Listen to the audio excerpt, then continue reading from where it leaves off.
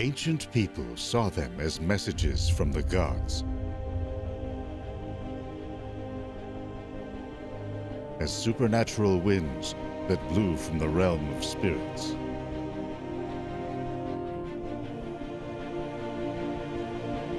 Modern science has linked these polar light shows, called auroras, to vast waves of electrified gas hurled in our direction by the sun.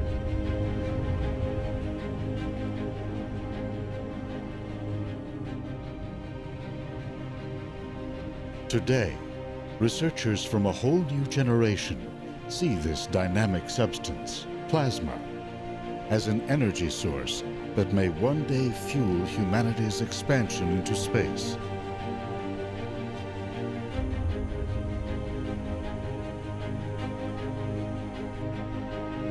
What can we learn? And how far can we go? By tapping into the strange and elusive fourth state of matter.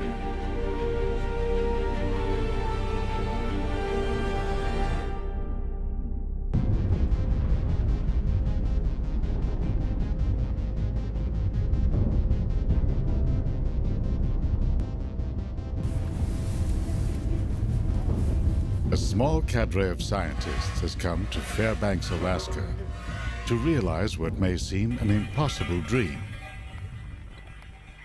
to revolutionize space travel. Actually cool. Dr. Ben Longmier and his team from the University of Michigan have designed a whole new type of rocket engine that promises a faster and more efficient way to get around in space. They're here to test components of this rocket by sending them aboard helium balloons to an altitude of 30 kilometers into the harsh environment of space. Above the North and South poles, conditions are about as harsh as you can get.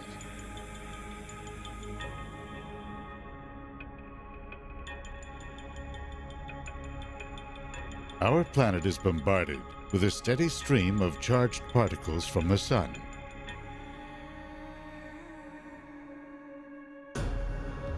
Earth's magnetic field accelerates and channels them, turning the night into a spectacle of color.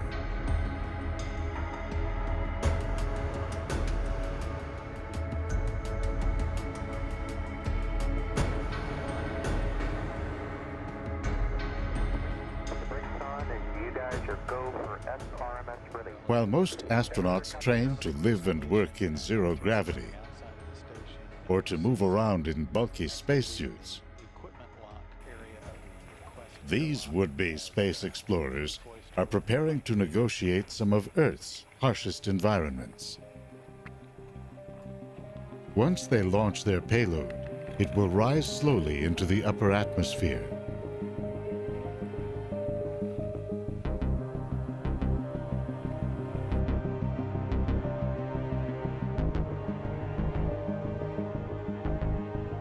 After drifting through the night, above 99% of Earth's atmosphere, the payload will detach from the balloon and parachute down to the ground.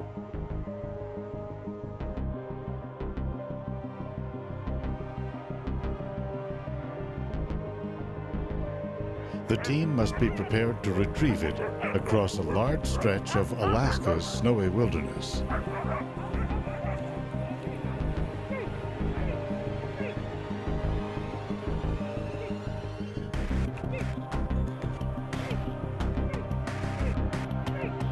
To understand the revolutionary nature of the idea they are pursuing, we go back to the dawn of rocketry.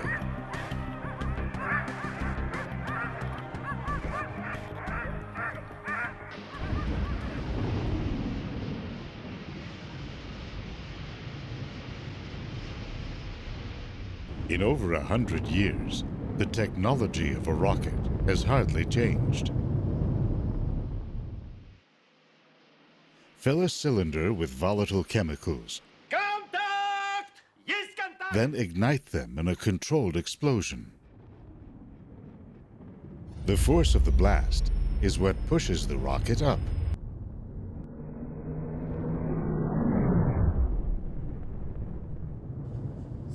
Nowadays, chemical rockets are the only ones with enough thrust to overcome Earth's gravity and carry a payload into orbit. But they're not very efficient. The heavier the payload, the more fuel a rocket needs to lift it into space. But the more fuel a rocket carries, the more fuel it needs. One of the fabled Saturn V rockets of the Apollo era, for example, weighed in at 177,000 kilograms. Filled up with fuel, it weighed almost 16 times that.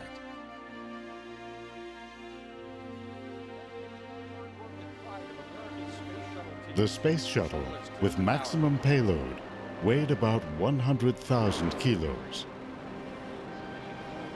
Add tanks and fuel, and it lifted off at 2 million kilograms.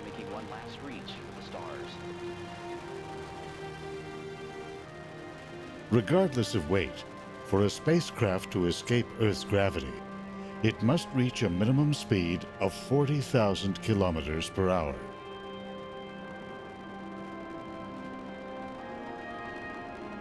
The energy needed to do that meant there wasn't enough fuel for a sustained acceleration to more distant planetary shores.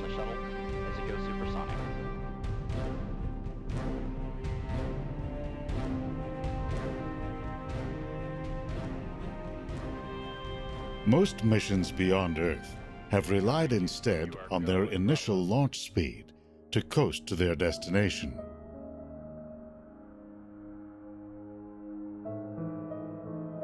The twin spacecraft of Voyager, for example, did not have enough speed to reach their current positions at the edge of the solar system. To give them a boost, flight planners sent them into Jupiter's gravitational field, using its pull to slingshot them out to Saturn. Voyager 1 used Saturn to accelerate to almost 63,000 kilometers per hour. Voyager 2 got further assists from Saturn and Uranus. Ben's rockets promise far greater gas mileage than traditional chemical rockets, but with enough power to reach distant targets more quickly. The idea is that once in space, his rockets use electricity to create a weak force, which over time can accelerate them to very high speeds. They run on the same fuel that nature uses literally to power the cosmos.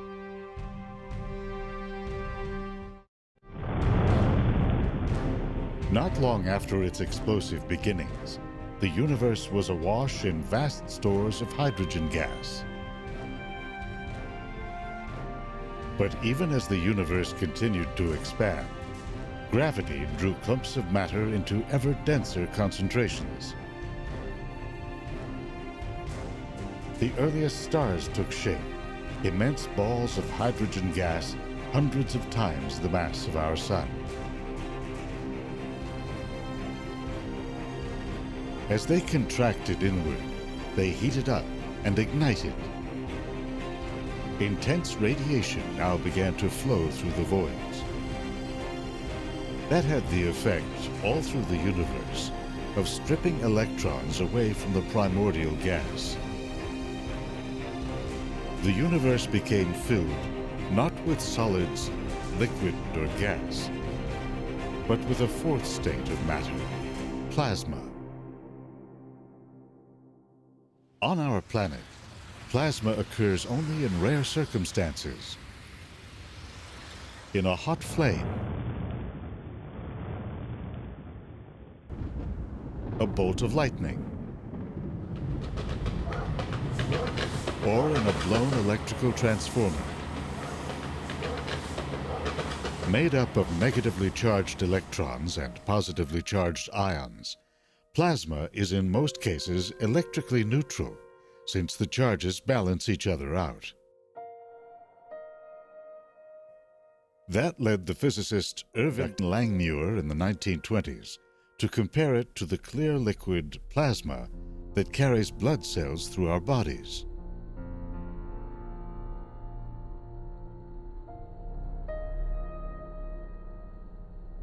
The development of radio led to the discovery, high above the Earth, of a natural plasma ceiling, the ionosphere.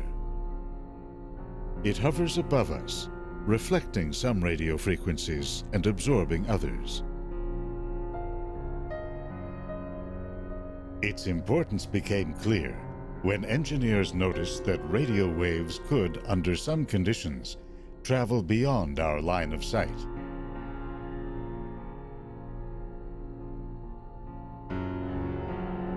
They discovered that signals could be bounced deliberately off this conducting layer in what's called skywave propagation.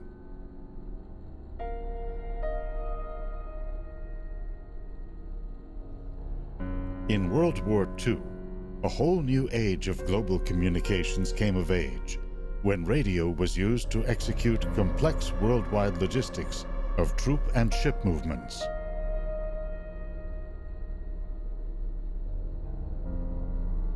The presence of the ionosphere is due to a steady stream of charged particles, or plasma, that comes from the sun.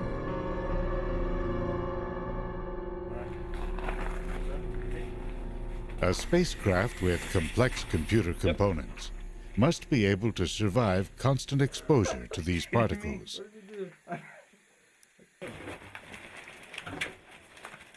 As part of their design process, Ben and his team want to test some of the specialized components of their rockets in the plasma-filled environment of our upper atmosphere.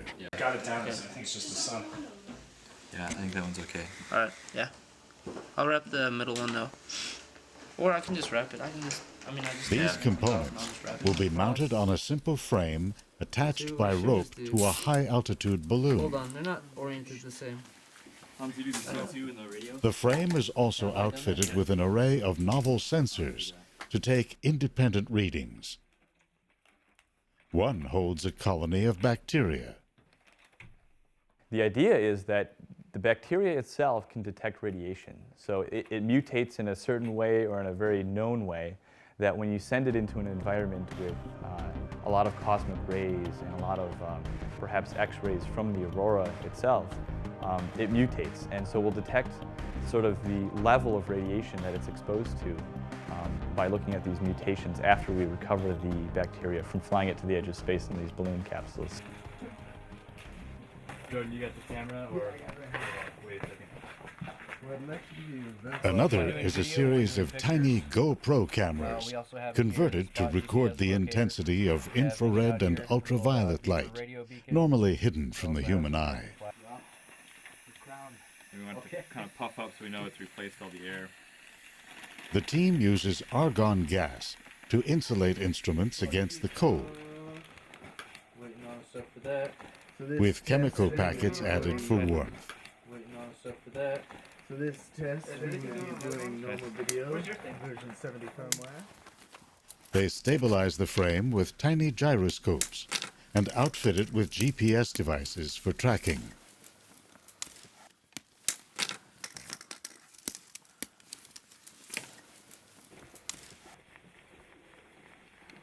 Cool. This team is doing much more than just designing instruments to survive a rain of charged particles. Their goal is to design spacecraft that actually harness the explosive properties of plasma.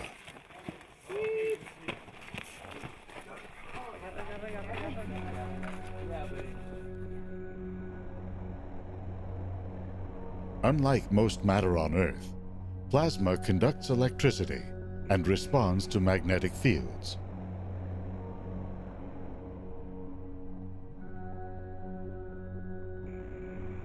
In space, these properties influence the formation of structures like galaxies and nebulae. and they play a role in some of the most violent processes in the universe, such as the formation of a black hole,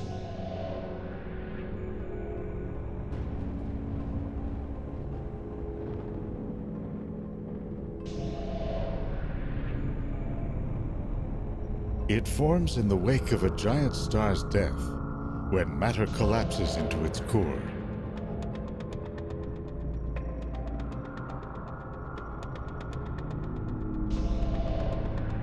It swirls in along what's known as an accretion disk.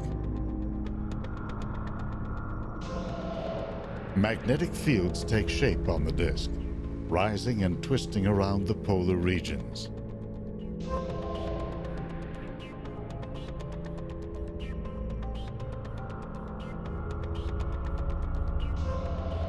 They draw huge volumes of plasma up, then shoot it out at high speeds.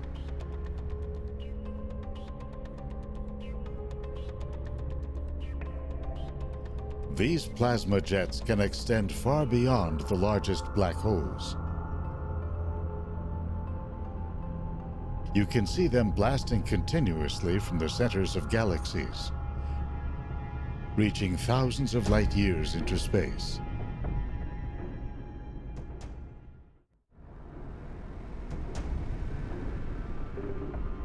Studies of one giant nearby ball of plasma show what a complex and volatile substance it can be. In the core of our sun, high heat and crushing pressures cause hydrogen atoms to crash together. That sets off a nuclear reaction in which hydrogen atoms fuse into heavier ones like helium and carbon, generating heat. This heat slowly rises to the surface of the sun in vast plumes of plasma. You can see evidence of this process, called convection, in a pattern of ever-evolving blobs known as granules. They are like the tops of thunderstorms. Even as energy builds within, the sun's gravity and density can stifle its escape. What carries it out are magnetic fields.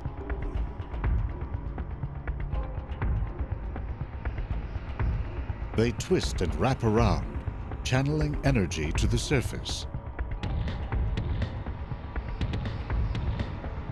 The fields can power immense loops of hot gas, about 60,000 degrees Celsius, then rise up from the solar surface and fall back.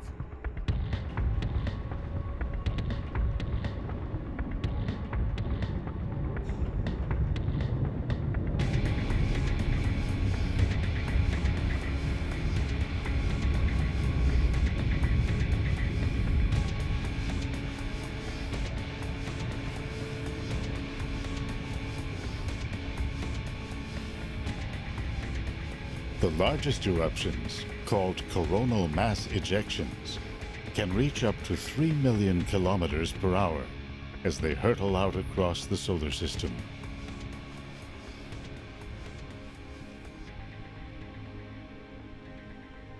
They can literally slam into Earth's own magnetic field.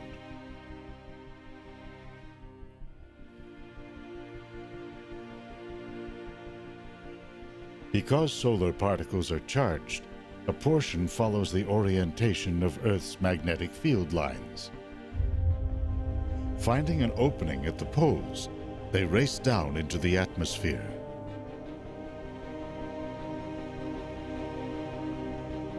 You know this is happening when you see the beautiful lights of the aurora borealis in the far north, or the aurora australis in the south.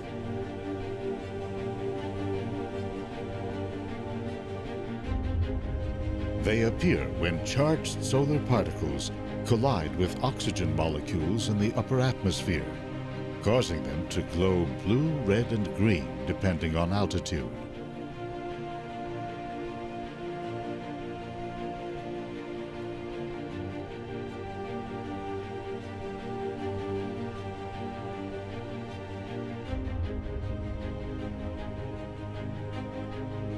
Flying through a zone called the thermosphere, some 350 kilometers above the Earth, astronauts in the International Space Station watch in awe as the aurora shimmers, framed by the glow of stars and cities at night.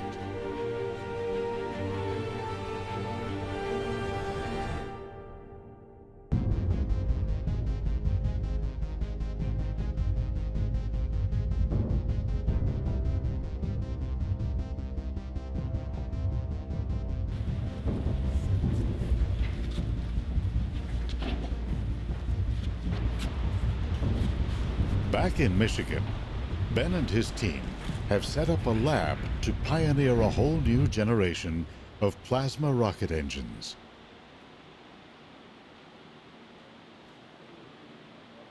The lab recalls an earlier period of space exploration.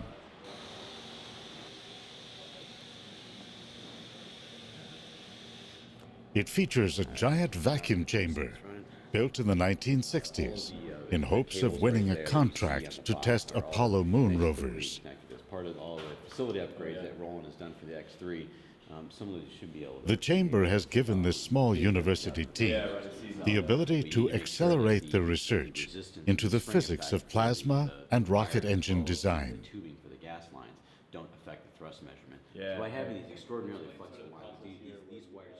They are actually part of a larger community of plasma rocket scientists within NASA and within private companies like Ad Astra of Houston, Texas.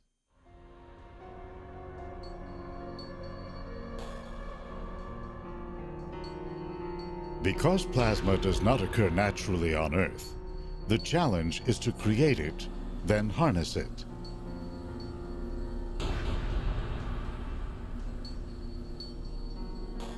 The teams inject a gas, commonly argon, into a chamber.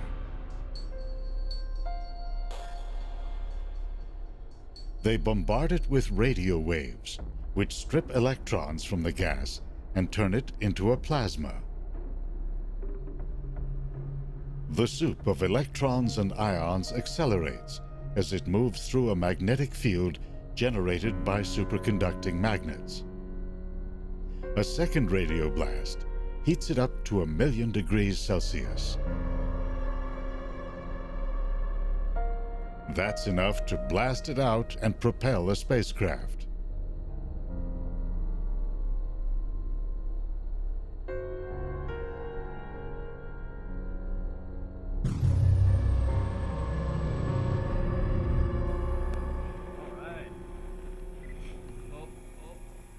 The idea of using plasma to power rockets is not a new one. Over here? Yeah. Okay. 3, 2, 1. Go! No spin, look at that. The Polish physicist Stanislaw Ulam is said to have been inspired by atom bomb tests in the 1940s. He speculated that waves of plasma from small nuclear detonations could propel a spacecraft to extreme speeds. In the 1950s, that idea animated dreams of exploring the solar system in spacecraft like this 360-ton Mars-bound vehicle.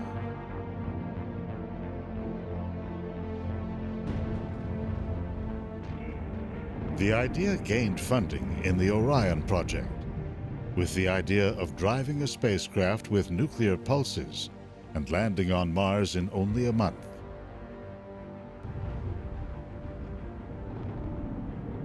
Concerns about radioactive exhaust helped doom the project.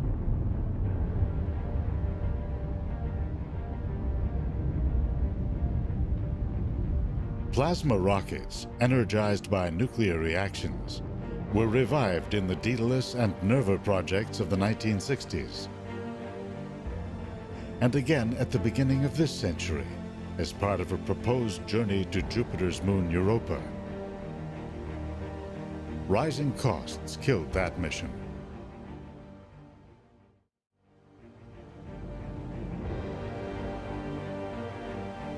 Newer plasma rocket concepts have switched to solar energy to power their engines.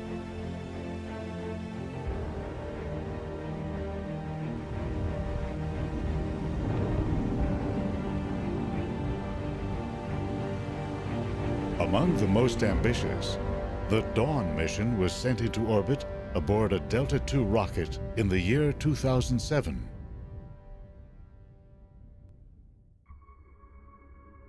It then headed out on a 10-year mission to the asteroid belt. It uses only about 10 ounces of xenon gas fuel per day. With engines designed to fire for over 2,000 days, over time, it is expected to gain an additional 38,000 kilometers per hour.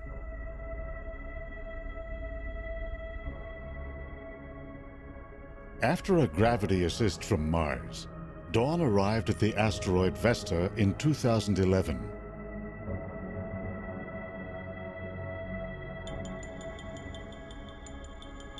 It spent a year mapping its surface and seeking clues to its interior structure.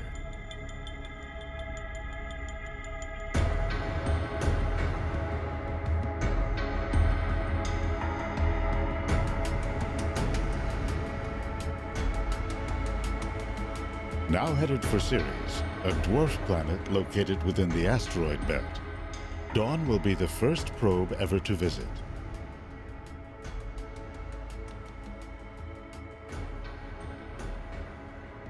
Made up of rock and ice, Ceres may well have an internal liquid ocean.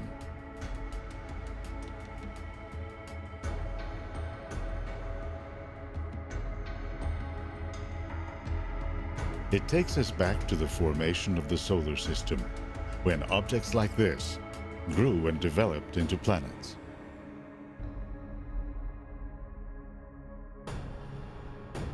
Long-range missions like Dawn are just one of many uses for plasma rockets. So NASA launches spacecraft with ion engines and Hall thrusters on board. Almost every new geostationary satellite that a company will invest in and put up in orbit will have some sort of electric propulsion device on board to do station keeping, so to do little changes in attitude and maneuvers to keep it in its geostationary orbit. NASA is planning to use a plasma rocket to do some even heavier lifting as early as 2016.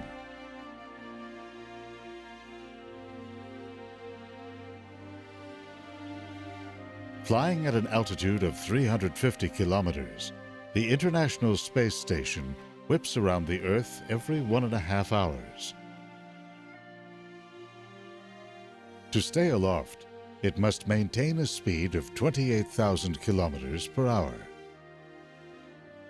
But its solar panels and crew modules smack into so many tiny molecules in the upper atmosphere that it gradually slows down and loses altitude. To stay aloft, the station uses up around 4,000 kilograms of fuel per year.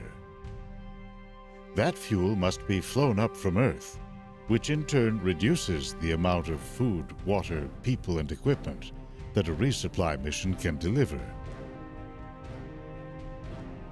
The idea is to use a plasma rocket to help boost the station to a higher altitude, powered by electricity generated by solar panels aboard the station. Plasma rocket builders like Ben hope to one day scale up the technology to power a long-range human mission.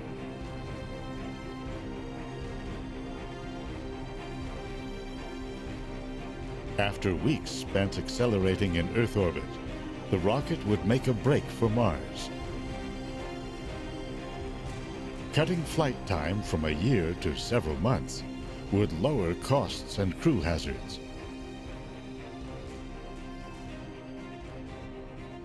In the meantime, Ben has his sights set on what he sees as an even larger revolution in space exploration. Using plasma rockets to power a fleet of miniature spacecraft.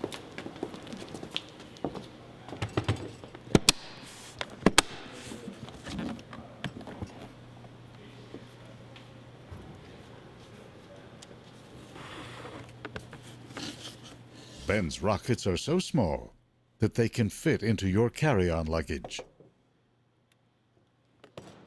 So here we have a CubeSat. This is a small spacecraft. Its total mass would be something on the order of 5 kilograms, so it's about 10 pounds. It's 30 centimeters by 10 by 10. This is considered a 3U spacecraft, so 3 units of 10 by 10 by 10. And we'd like to send this small spacecraft up with one of our new propulsion elements in it. This is a rapid prototyped propellant tank. So we would use this tank to store our propellant. Initially, we have an idea to use a very simple propellant. The NASA craft Dawn uses the inert gas xenon as fuel. Ben's team has turned to another type of fuel that's more compact, can store more energy, and is less volatile. Distilled water.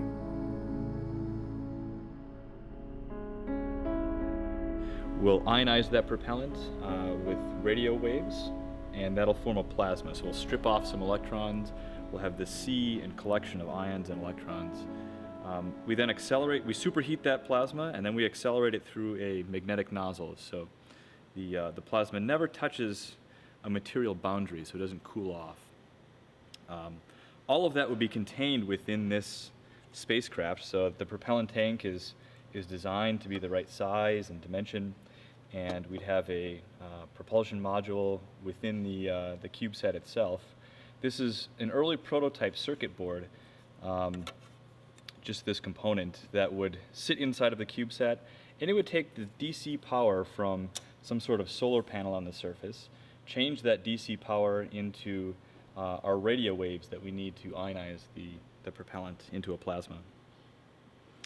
We then shoot this plasma out the back, and we apply just a little bit of force. It's not a whole lot. It's something like the force of a sheet of paper sitting in your hand. And because there's very little drag in space, we use this small amount of force applied over a very long amount of time to accelerate to very high velocities with the spacecraft. And so if we do that, we can send these little micro spacecraft, nanosats, we can send them to places like the moon, we can send them to Mars, and someday we'd like to send them even as far as Jupiter and maybe put some little sensors on board and be able to detect possible life on some of these moons out near Jupiter and Saturn. So instead of a $1 billion NASA mission to explore the moons of Jupiter, we can get away with something like $1 million spacecraft mission with one of these small sats. And so that's the real advantage, being able to have a very low barrier to entry financially and technologically to make some of these innovations really quickly, go fly them, go fly often, and make these discoveries.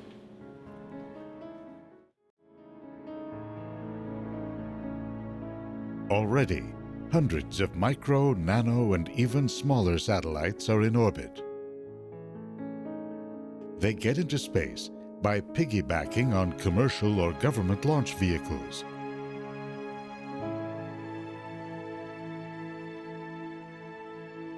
Their missions range from communications and intelligence to Earth imaging.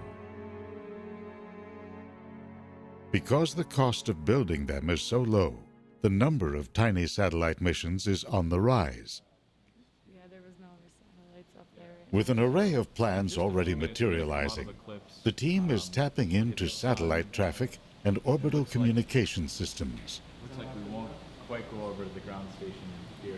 Ben and his team plan to start with a series of orbital missions, then to go interplanetary. So you can see here some of the technology we're working on. So this Ben is imagines that his little group could take center stage in a project that space visionaries have long seen as essential to the quest to extend our eyes and minds across the solar system. Guide the plasma out through a magnetic nozzle. Recently, we also envisioned that a large cadre of these small spacecraft could form what would be an initial interplanetary internet.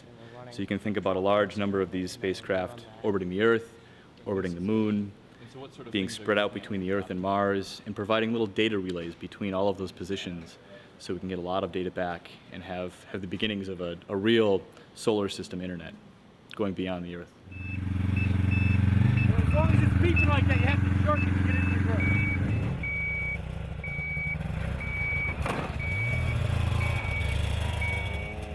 Back in Alaska, their latest payload has flown all night at an altitude of over 100,000 feet. Then, in the low air pressure, the balloon burst and the payload parachuted to the ground. Point at it. Yeah, so this is our Garmin GPS. We've got a waypoint. From GPS signals given off by the payload, they have a good idea of where it is. We've plugged in the coordinates, and this is going to be an all-day adventure. It sounds like we've got 5 miles. But that doesn't mean retrieving it will be easy. It's going to be rough going at No, the we're end. right here. And you see where it says sled road? Yeah. That's the trail we're going to be following down. Oh, wow. John knows where there's a cutoff that's going to take us off that sled road over to Dune Lake. And this little pond or lake right here, just to the west, maybe about a mile north, is where we believe the target is. The payload to be, yeah. So we're going to come down here, we're going to look for the turn, head out to Dune Lake, and then we're going to be off trail from here all the way up to here. Wow, okay. It's about 5 miles. All right. And then we're going to have, both Hans and I have these GPS locator devices. So we've got our first payload, Aurora 1, that we're going to go recover and track. We are going to use these snow machines to recover. We've got 2 expert guys that go track these for a living, sort of. One guy's a retired helicopter military pilot. And we've got GPS units, all the coordinates plugged in. We're about 26 miles from here as the crow flies. We're about 35 miles by trail, last 5 miles being really off trail, so we're gonna have to break some new trail. The plan is to navigate well-worn snow trails and get within striking distance.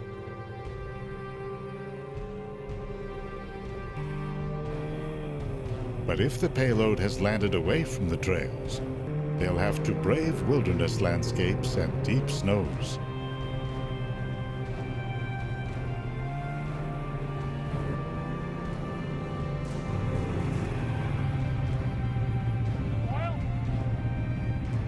Payload is marked with a dot. Oh, so we are heading down south. We are on this road. We're heading north. It takes nearly all day to get to a point about 7 miles from the payload.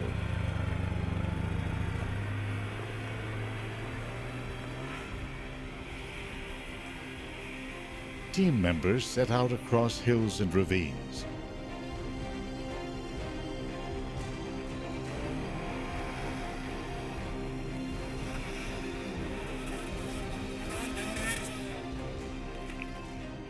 They get to within 2 miles. With time running out, they turn around. It was too far away still to snowshoe in and snowshoe back and get back before dark. Not going to happen today. We're going to go back, recoup, probably send a skeleton team down tomorrow and try for a second recovery. Really disappointing we couldn't get there. You know, I feel like we're so close. This thing came 50 miles from the initial launch site. It was floating around in the atmosphere for 10 hours. Right, I know. And you know, it's so frustrating just to get within 2 miles.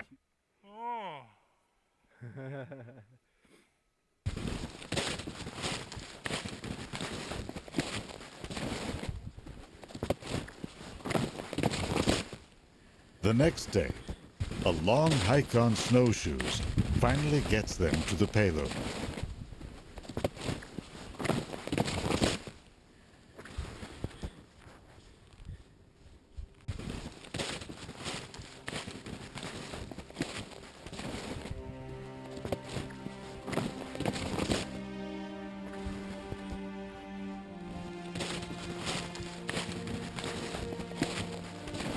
Later on, they'll say it was worth the effort.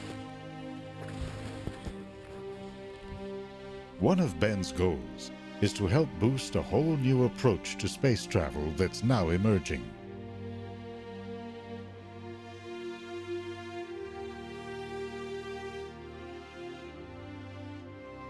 May 2012 marked a major milestone in the rise of free enterprise in space.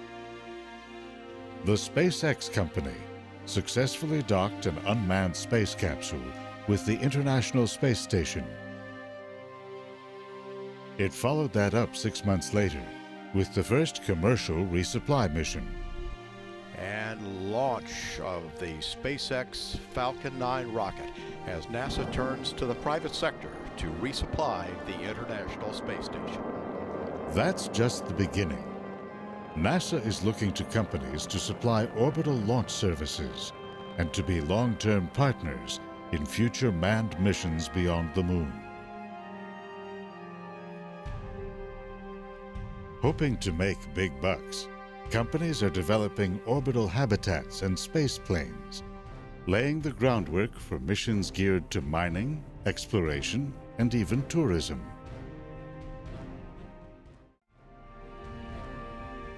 To Ben, this new race to space will go to the swift and the innovative. Today, because of weather and winds, he and his team have chosen to launch their payload from the spectacular Ruth Glacier in Denali National Park.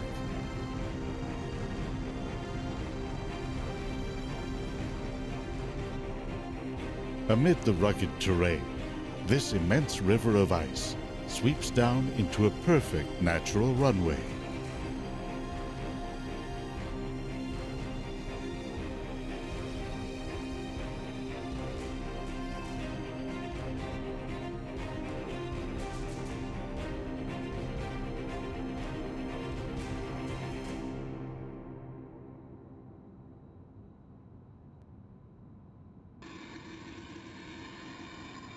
The payload and frame have been pre-assembled. The team makes a few last-minute adjustments. They inflate the balloon with helium gas.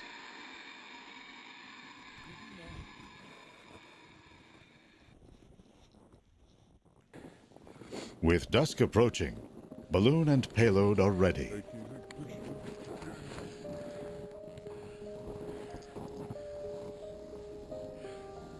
Beautiful sight.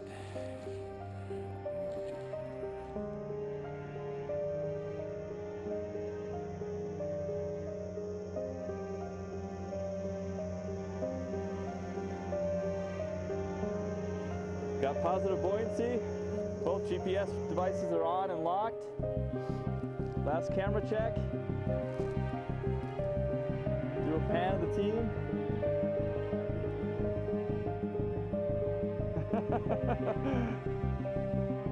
Off it goes.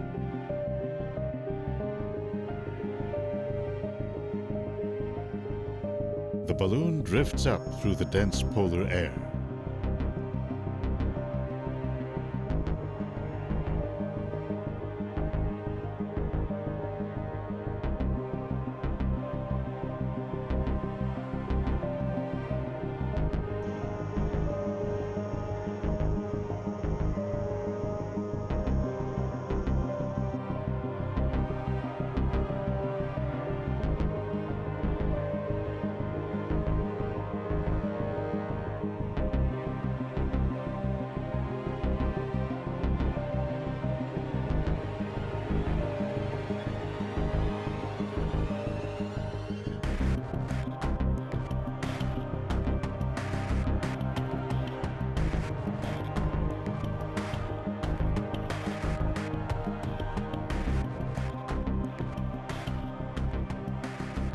With night falling, it rises up to the edge of space.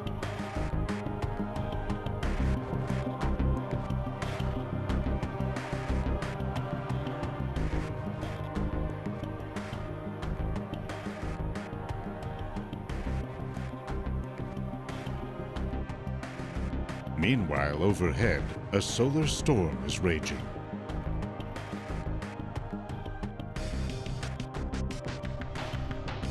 Aboard the International Space Station, astronaut Don Pettit is making observations to complement what Ben's team finds.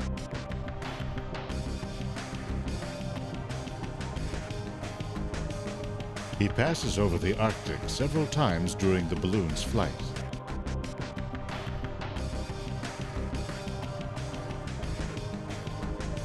The auroras he photographs are an indicator of the amount of solar particles that will pummel Ben's rocket components.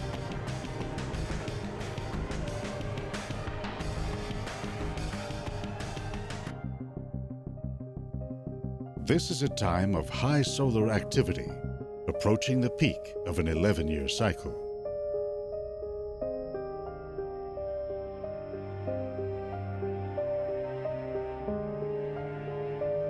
The Arctic Circle is framed by a ring of dancing auroral lights.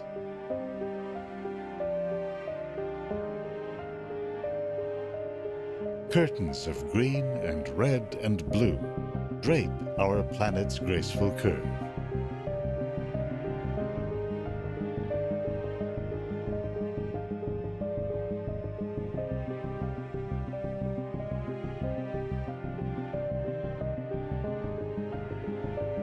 This university-based experiment operates on the remote edge of modern science, dominated by large international projects such as the Hubble Space Telescope,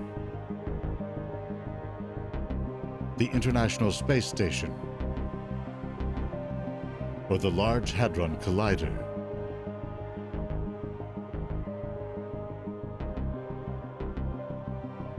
So this technology that we're trying to miniaturize is significant in the sense that it sort of opens up new frontiers in the same way that miniaturizing computer technology to a point where it fits in your pocket. So everyone carries around a cell phone. They have these miniature computers. It does a lot of data processing. It gets you to your destination by GPS. That sort of technology didn't exist 20 or 30 or 40 years ago when you had these big mainframe computers that were at national labs. So we're trying to change the paradigm of space exploration from the national lab case to the cell phone case, the miniature case, to be able to do a lot more things and improve our capability as a species.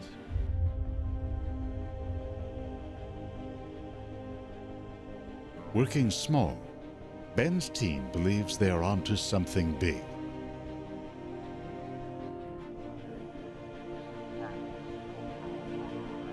Their goal is not only to open new avenues of space exploration, but to actually seize the initiative.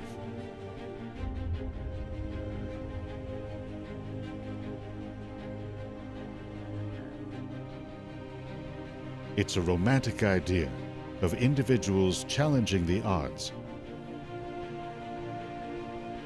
and striking out to new frontiers. With technologies that are getting smaller and more powerful, the obstacles to private space exploration appear to be falling.